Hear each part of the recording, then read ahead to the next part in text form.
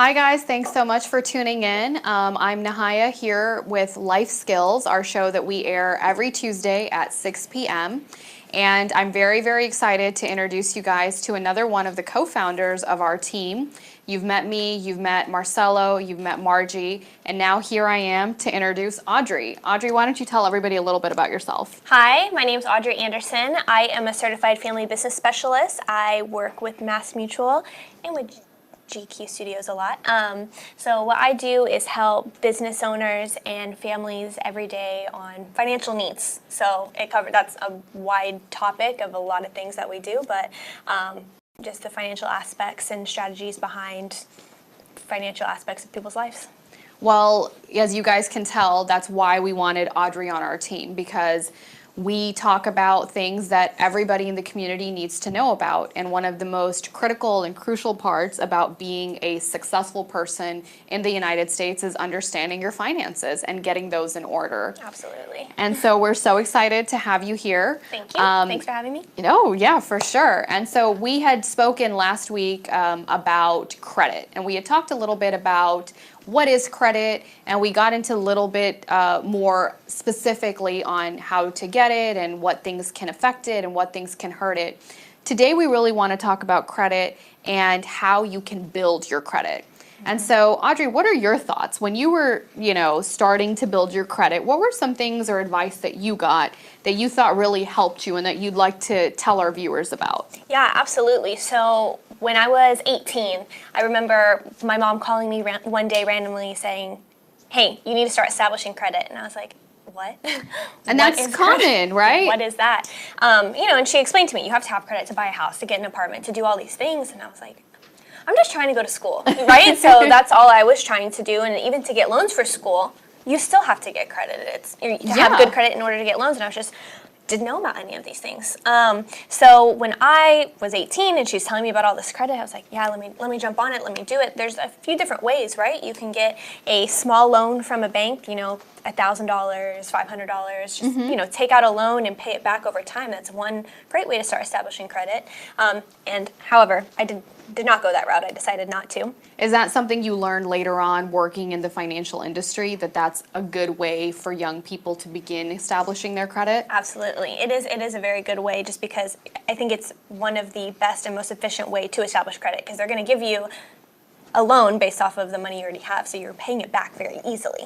So it really starts establishing that good credit, right? And you don't pay it back next day. It's a gradual thing, because the biggest thing, folks, to remember is that credit it's all about what you're trying to do, and you're trying to show people that if they extend you some money, that you're responsible and that you're going to pay it back, you're going to be on time, you're not going to default, you're not going to be late on your payments. Right. You're just a credible person. Exactly. Hey, that's a great way to say it. You're a credible person. And so another thing that I learned when I was young, I went to school at the time when, you couldn't open up a bank account unless one of your parents or you had a co-signer or somebody else's account that you could be authorized on. Nowadays, it's actually very, very different. Absolutely. I remember when I was 15, I got my first That's debit so account, awesome. Bank account, not by myself. My parents did, but it was only for 6 months. As soon as I turned 16, I could be on it by myself. Well, that's great to know. So if you're a young person out there, or if you have children that are within that age range, and they have a little babysitting job, or they're mowing lawns on the weekend, or even if you're just giving them allowance, it's always good to set up a bank account, because it teaches your kids how to be financially responsible from a very young age. Absolutely. And to go back to your original statement of different ways to establish credit. Yeah. The small loan is one quick way, but actually how I ended up establishing credit was, my mom's like, you need to get a credit card. So I started applying to a bunch of places. I'm like, okay, cool, let me just apply. And nobody would accept me. And I was like, Mom, I did what you said. I'm trying to get a credit card to build credit, and everyone's denying me. She goes, oh, it's because you don't have any credit. Which makes sense, right? Because if you just go around and you apply for something, what's the first thing they want to look at? Do you have an income? If I give you this credit card that has $1,000 or $5,000 on it, how are you going to pay me back, right? Absolutely. And most people are not in a position to pay back large sums of money. So you tell me, how did you kind of work your way around that? So it was funny, because I told her, I was like, I haven't got approved through anybody. I don't know what to do. And she's like, okay, we're going to go to a credit union. It's a great place, I think, to start establishing credit. She goes, So true. I will co-sign. And I don't remember if it was 6 months or a year that she had to be on that account. She's like, but you better make your payments. Make the She was payments. like, you're not going to ruin my mom had very good credit. So I had a very low interest rate. I think it was like 6 or 8%. But at that same time, Discover actually approved me. Oh, And they approved me wow. for a longer line of credit, but my interest rate was 24%. But at the time, I didn't. I was like, what is that? And you know what? And that's a really key point. I'm really glad you mentioned that, because when it comes to credit cards, a lot of what the regular folks out there don't understand is that you may get offers and you may accept those offers and you might even get approved for them. But the interest rates that are charged on credit cards are so crazy high Yes. that, like we talked about last week, you buy a $130 pair of jeans, by the time you've paid them off, they're probably like $500 or $600. Absolutely, and it's such a waste of money. Yeah. So it's like applying and starting to establish your credit with a credit card is a great way to do it, but you also have to be careful. So what Yeah. I did honestly is just charge my gas. I was young. That's a right? great way to do Just it. charge gas. I pay it off at the Every end of month. the month. When I started to establish a little bit more credit and I charged a little bit more things, maybe I didn't pay off the entire amount every single month. But I Pay always some of it and Right. keep your balances low. And that's another Absolutely. really great tip that I actually got when I was first starting off. I got my first job when I was like 17, and I actually didn't realize that it was going to help me so much in the rest of my life. So I got a job over the summer, and I was making fairly good money for being the age that I was. And then when I turned 18, I decided that I wanted to buy my own first car. And I took my mom and dad in with me thinking that they were going to have to co-sign with me. But lo and behold, because they saw that I had income, they saw that I had a W-2 paycheck for several months, they were like, yeah, you're good. And I put some money down. I got my first car, and I got it at a really good interest rate. And you just make those payments every month. And then that is a wonderful way for people, even if it's something simple like a cell phone, right? You don't have to go buy a right. car or a house.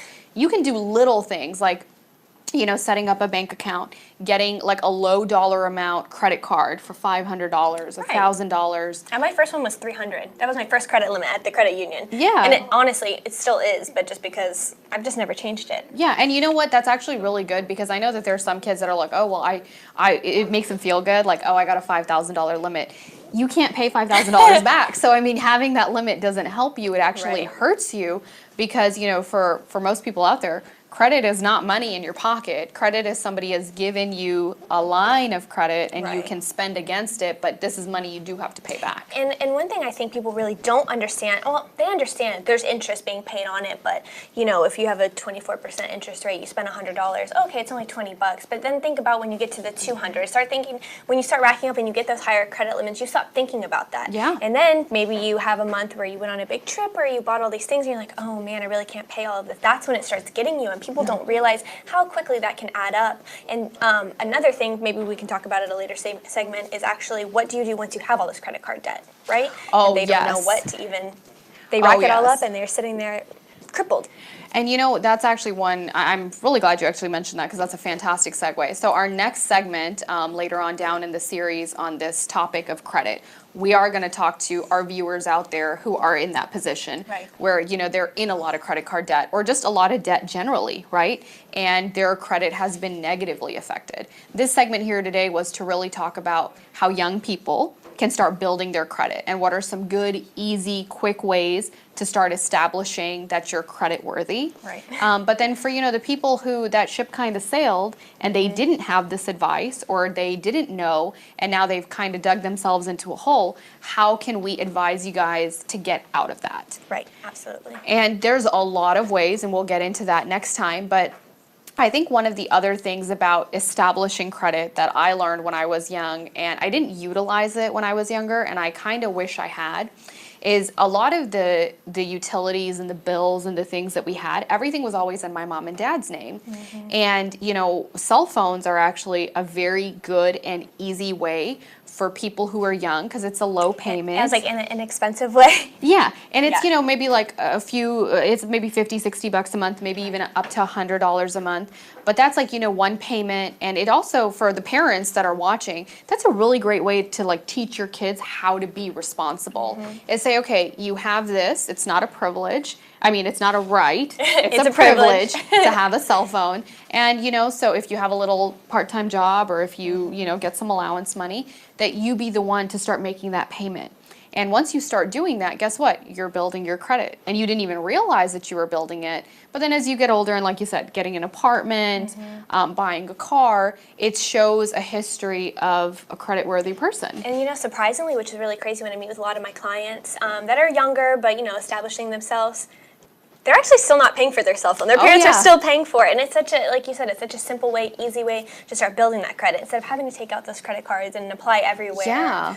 And you know, and the thing is that even when you get those credit cards and things, again, not everybody's responsible. Not everybody can handle having these credit cards, even if it's just a $300 or $400 limit, right? My mom couldn't like sign fast enough to get her name off of it. I mean, I was responsible, but she was like, you seem like you're very responsible. Get me out of this. Let me sign. Yeah, she's like, okay, 6 months is up. Have fun. Yeah, get on it and go take care of it. So I really think that that's another thing that parents can do is, you know, help your kids and guide them. And if you've made mistakes, right, like everybody, we all learn. And so if there's mistakes that you made, you know, talk to your kids about it. I mean, I know that talking about credit is not like the most exciting topic.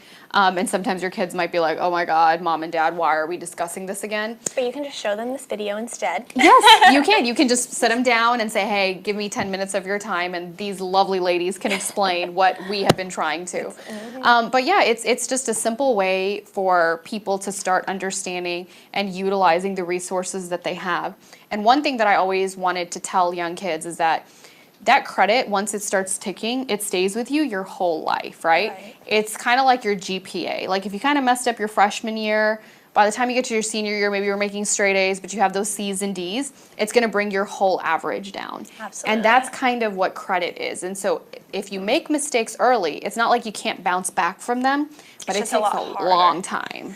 Minimum 7 years. Minimum 7 years. So actually, why don't you tell me a little bit about how working in the financial institutions, what have you learned or things that you wish you had known when you were, you know, that young 17, 18-year-old kid getting out there in the real world? Yeah, so kind of like you mentioned, I wish I when I was 17, 18, knew that paying for your cell phone bill was a different way of establishing credit. Not, you know, I didn't actually applying for all those credit cards all hit my credit. I didn't have credit, but it was still hitting it because it was like, you know, and every time you apply for a new card or anything like that, it does ding your credit anytime your credit is checked. I just wish I knew those things instead of trial by error. Right, and not thinking about it. And, you know, sometimes if I really wanted a pair of shoes or a pair of jeans, I would just charge it, not really thinking of the consequences until one day I was like, oh my gosh, wait, I have this huge bill. Not that I couldn't have paid it, but it's like, I don't want to. Yeah, and you know, and that's the biggest thing is my mom always said that to me is you want to make sure that when you're spending money, it's the money that you have. And if you don't have it in your pocket, don't spend it on your cards. And so I feel like we've really done as good of a job as we can to try to get our young viewers and our parents to understand what's credit and some simple solutions and ways that you guys can start building your credit. And so tune in to watch Life Skills every Tuesday at 6 o'clock. And, you know, that's it for me. Thank you so much, Audrey, for being here with us. Make sure you like and share the GQ Studio page. Like and share this video as well. We are happy to bring you these life skills every single Tuesday. Yes, thank you guys for watching. Have a great week.